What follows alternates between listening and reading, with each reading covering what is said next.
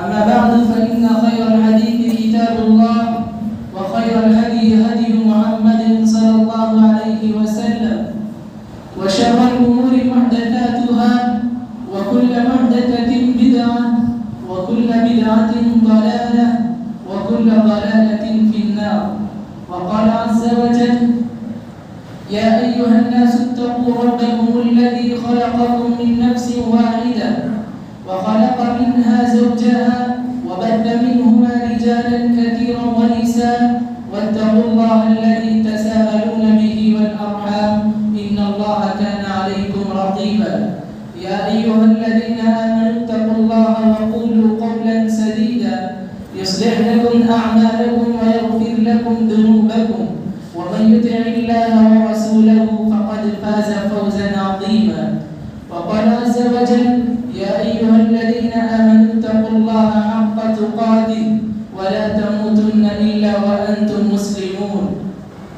وقال تعالى: هو الذي جعل لكم الأرض ذلولا فامشوا في مناكبها وكلوا من رزقه وإليه النشور.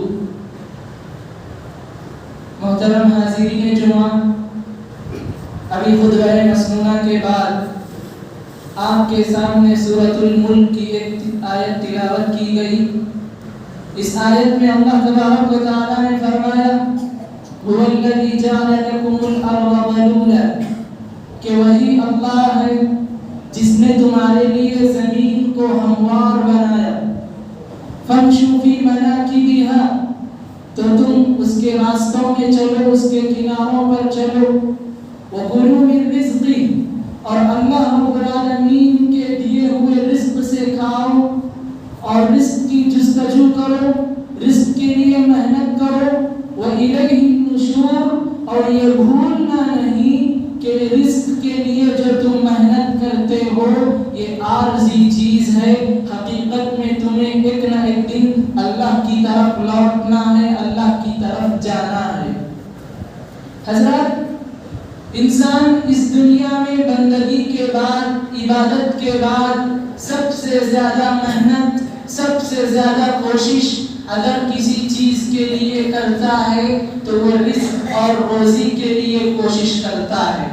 آج یہ انسان جو دوڑ دھوپ کر رہا ہے، آج یہ انسان جو بس اسٹینڈ اور ریلوے اسٹیشنوں پر جو محنت کر رہا ہے، بازار میں جو محنت کر رہا ہے، یہ انسانوں کا صبح سویرے اٹھنا اور صبح سویرے اپنے سواریوں کو لے کر نکلنا، دکانوں کی طرف جانا، محنت کرنا، کوشش کرنا، جستجو کرنا، یہ ساری کی ساری چیزیں جو آپ دیکھ رہے ہیں، انسان صرف اور صرف بندگی کے بعد، عبادت کے بعد صرف روزی کے لیے، روٹی کے لیے، رزق کے لیے محنت کرتا ہے اور محنت کر رہا ہے. اور اسلام یہ کہتا ہے، اسلام رزق کے حوالے سے یہ گفتگو کرتا ہے کہ دیکھو انسانوں، سنو، تم محنت کرتے ہو صحیح ہے، لیکن تم جتنا چاہتے ہو ضروری نہیں کہ اللہ اتنا ہی مال تمہیں دے، اتنا ہی رزق تمہیں دے. میں جتنا چاہتا ہوں ضروری نہیں کہ اللہ اتنا ہی مال مجھے دے، اللہ اتنا ہی رزق مجھے دے، بلکہ اللہ رب العالمین جتنا چاہتا ہے اتنا مال تمہیں دیتا ہے، اتنا ہی رزق تمہیں دیتا ہے. ہمارا رزق، ہماری روٹی، ہماری روزی اللہ کی مشیت کے تابع ہے. اللہ جس کو چاہے گا، جتنا چاہے گا اس کو روزی دیتا ہے اور اتنا ہی دیتا ہے. یہ اللہ رب العالمین کا قانون ہے، یہ اللہ رب العالمین کا رول ہے. اور اللہ رب العالمین یہ بھی کہتا ہے، اسلام ہمیں یہ بھی بتاتا ہے کہ انسان اس دنیا میں آنے سے پہلے، انسان کے اس دنیا میں آنے سے پہلے ہی اللہ رب العالمین اس کی تقدیر لکھ دیتا ہے. اس کے مقدر میں رزق کتنا ہے، اور اس کے مقدر میں کتنے سال وہ جیے گا، اس دنیا میں وہ کتنے سال رہے گا، کیا کمائے گا، کیا کھائے گا، کیا پیے گا، یہ سب ساری چیزیں اللہ رب العالمین انسان کے اس دنیا میں آنے سے پہلے ہی لکھ دیتا ہے.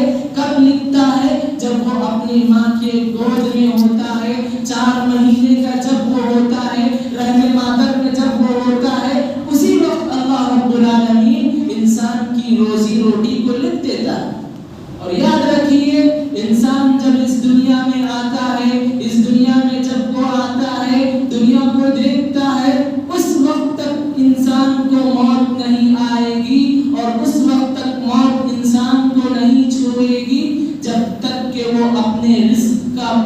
पूरा हिस्सा ना खा ले।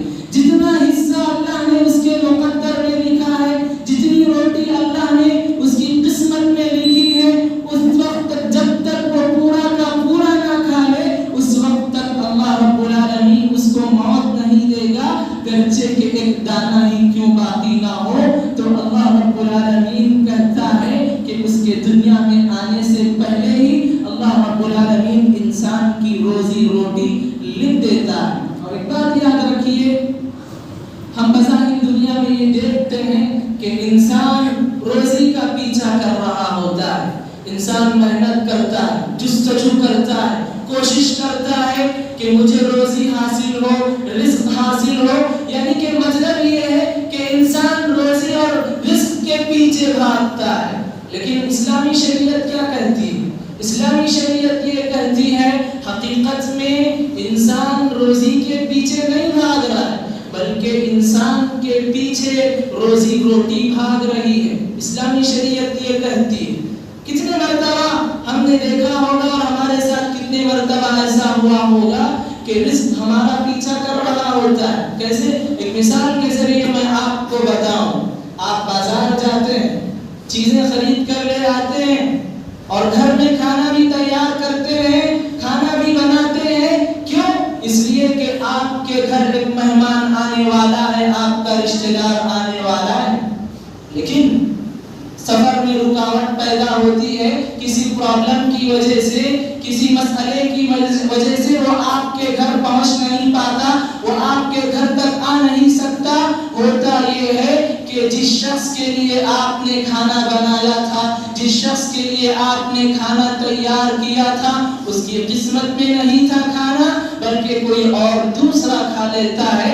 गोया कि रोजी और रोटी उस इंसान का पीछा कर रही है जो उसको खाता है। शरीयत ये बात बताती है।